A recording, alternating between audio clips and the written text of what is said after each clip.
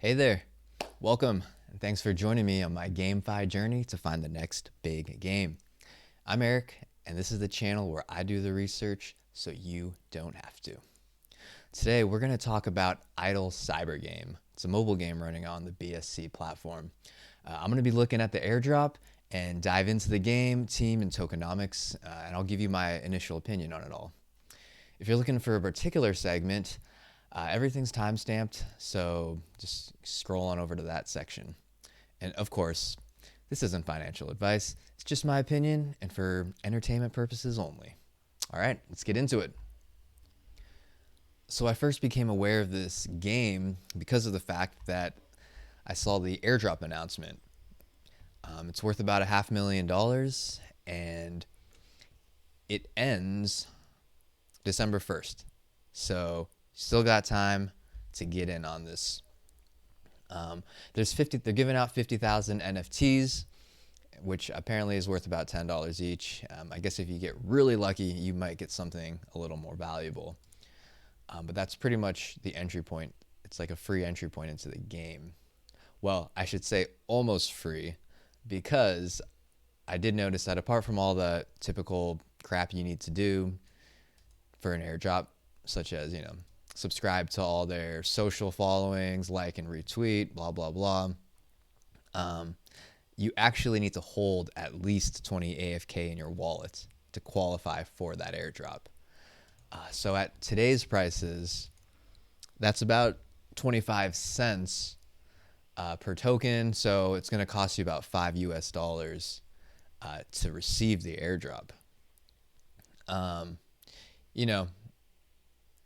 Kind of sucks that you need to spend money to get this quote unquote free airdrop, but $5 is a relatively low barrier to entry, so I guess it's not that bad. All right, let's take a look at the game itself now. What's Idle Cyber? Well, it seems like it's like a defense type game. An idle frontier defense style game is what they call it. The graphics are, interesting enough. It's kind of cool. They don't even have a trailer of their game on their website, but here they got one on YouTube. So I'll just play snippets of it briefly. Turn the sound off. All right, so here's the actual gameplay. So like I mentioned, it's an idle defense game. So you're not really, once the game starts, you're not really controlling much. You can see, well, it's a little hard to see, but there are spots for 6 heroes. So it looks like if you're going to want to really run a team, you're going to need to purchase or earn 6 heroes to run optimally. And it's just kind of like a steady wave of attackers come in, and you just kind of watch the battle unfold. All right, let's finish playing it. So there's PvP. Okay, it looks like all these items are also NFTs that you can equip on the heroes. The buddy system, I don't know what that is. Okay, pretty short, but I think these idle defender type games are definitely not a new concept. I'm pretty sure I've played some in the past without a token. So, having a token introduced in this kind of style game seems like a cool idea. All right, let's look at the token and tokenomics of this game. As I mentioned, it's about 25 cents per token with a fully diluted market cap of just about $200 million. Now, alone, that doesn't really tell you much, but let's compare it to some of these other hyped games that don't have a product yet. Like there's Aurora token. This is on the Solana blockchain. It's like valued at 1.5 billion right now. Or we have Illuvium, which is coming up on the Ethereum blockchain. That's valued at $12 billion right now. So if you compare it to these other games, you know, it's Idle Cyber seems fairly priced. It doesn't seem overpriced at the moment. All right, let's take a look at the token distribution. So here's the white paper shows that, and I've kind of combined several categories together to get a, I don't know, easier picture. And pretty much what I've done is I'm trying to make a spreadsheet. And right now, because this is just the first token I've been looking at, I took a look at Gods Unchained, and I'm making that comparison because I feel like Gods Unchained are really doing it right. So Idle Cyber, they have 31% of their tokens distributed to either the team or venture capitalist funds, venture funds, and 31% is to players, 38% to the ecosystem. Which, again, just comparing it to Gods Unchained, it seems like they're giving a pretty high allocation of tokens to these to the team and venture funds, especially compared to Gods Unchained, which really is just giving 6.5% of their tokens out. So with that comparison, I would say Idle Cybers, you know, they could have distributed the token a little more fair. Let's say that. Okay, so now that we know that selling pressure, let's take a look at the other buy and selling levers of this token. Going back to the Tokenomics wiki page, they mentioned that the use cases are play to earn, PTE, and events, payment for minting NFTs, which is the heroes, and I'm assuming the armor and weapons as well, and playing, governance, and GameFi.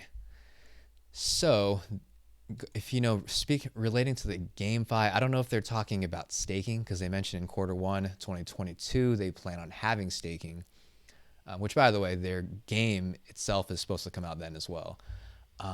But the staking is kind of a question mark because they don't mention it in their white paper, and it's unclear as to whether that staking means a portion of the income that this team is getting gets distributed to stakers, or if they just have a fund or an allotment of tokens set aside to give and reward stakers just for keeping that token locked with them. So yeah, I mean, that really makes a huge difference on the value of the token, because if it's sharing profits, there's a lot longer term viability for this token. So that is something that needs to be cleared up. Okay, so let's look at the gameplay and see how really you can earn those tokens. One interesting thing is that when you're looking at this, they actually only talk about this other token called M-Idle and boost items as the reward for all these modes, like the campaign mode, the arena mode. Players will receive a maximum M-Idle every day, depending on your level, and same with the grand arena, the M-Idle reward received. So they don't specifically explain the relationship between this M-Idle token and the AFK token. But my assumption is that you're going to use those M-Idle tokens to help upgrade your character's level or your weapons level, and that will kind of help you earn AFK by completing like daily tasks or weekly tasks, or ranking in the arena or grand arena. But again, they don't really mention it, so that's kind of uncertain, which I don't like that much right now.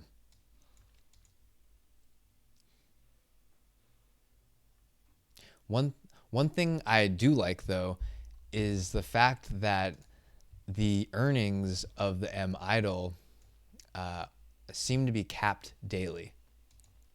So maximum of 500 per day, or the arena they mention, depending on what level you are, there's a cap every day.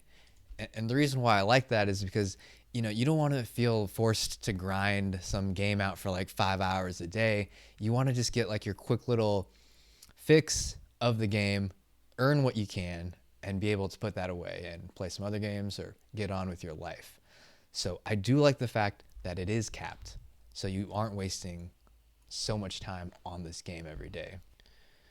So to kind of summarize the buying and selling pressures of this token, you're going to want to buy the token. People are going to be buying the token to play to earn, to buy their heroes and their weapon NFTs, to upgrade their heroes and upgrade their weapons, and also to stake to earn more AFK token.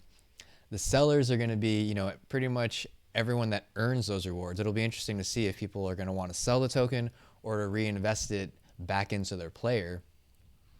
And then also you have that 1 year vesting period. So a year later from now, the investors and venture capital funds are going to slowly be able to start selling their initial investments. All right, enough about the tokenomics. Let's take a look at the team and advisors. Back on their homepage, their team, they are not anonymous, which I feel like in general is a good thing. They're basically all from this other company called BMob. Like the founder and CEO, BMob, CFO and shareholder, CPO, tech lead. So I went and looked at the BMob webpage, and quite frankly, their site has a lot of work to do. If you look at their games, right off the bat, you see like, wait, what's going on here? Why is there they're just copying the graphics of Among Us? Okay, interesting. If you go to the games, they're really the only like seemingly legit game they have is this cooking tour, which, they actually have a preview of it on YouTube, and they have a description of the game. Everything else though is labeled as this weird, I don't even know how to say this. You click on it, they all have the same stock photos. Well, they're not even really stock photos. It's like, this is Tomb Raider, I think. I don't know what game this is. God of War. Maybe like Xbox, or I'm sorry, maybe Halo. And it's just gibberish as the description. That's on the rest of their games. So I don't know if they had some template and they just didn't update it, or what, really. Like, this isn't... Are they trying to show that they have more games than they really do? I'm not quite sure what's going on here. Just for fun, I did a Google Translate of this description. Turns out it's Latin, and I don't know if it's a bad translation or what, but look at this. Pain from the flavor of makeup, the pure laughter of the pregnant woman, and the cartoon orcs of the real life. Even some poisoned beds are nice. Like, what? What is this? This makes no sense. So, yeah, that's kind of a red flag when you seeing this kind of web page. Yeah, that's all I'll say about that. Going to the advisors, I don't know any of them, but I noticed that they're all 3/4 of them are the founders of Starpunk. So I took a look at that, and Starpunk's kind of this new incubator, it looks like, through a Kickstarter style approach where games get funded before they launch. And right now they have Idle Cyber. And the only other game that they've completed is Heroes and Empires. So this seems to be a new platform, and it'll be interesting to follow them and just to kind of see what their track record is on these games that they are helping to fund. The other part are their investors, and I mentioned we just went over Starpunk. AU21 Capital caught my eye. They, on the Medium post, Idle Cyber was talking about AU21, and they mentioned that the co-founder is also the one behind Gate.io, one of the top exchanges in Asia. So that's a good sign, because most likely Gate.io, they're going to want to list Idle Cyber to help their investment. So, of course, the more exchanges that this token is on, the better. So that's a great teamwork right there, I feel. Yeah, there's a lot of them. A lot of them. Well, it'll be, yeah, there's a lot.